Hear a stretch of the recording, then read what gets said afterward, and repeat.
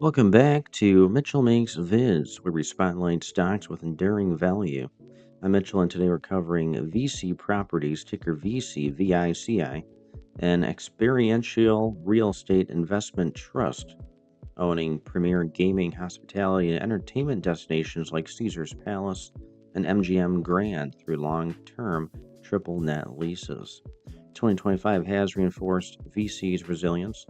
On November 6th, the company closed a $1.16 billion sale leaseback transaction expanding its portfolio.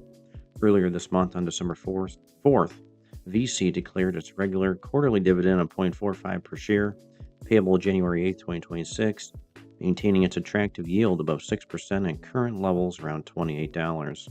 With CPI-linked escalators driving rent growth and diversification efforts underway, VC continues delivering reliable income amid sector headwinds. Analysts see stability, with targets implying upside potential. Dividend REIT worth considering for income? Share your view below. Buy, hold, or add. Like for more REIT insights, subscribe and hit the bell. Thanks for watching. See you next time on Mitchell Makes Viz. Guys, check the links in the video description below. Make some money. Become a member of my channel today. See you in the next one.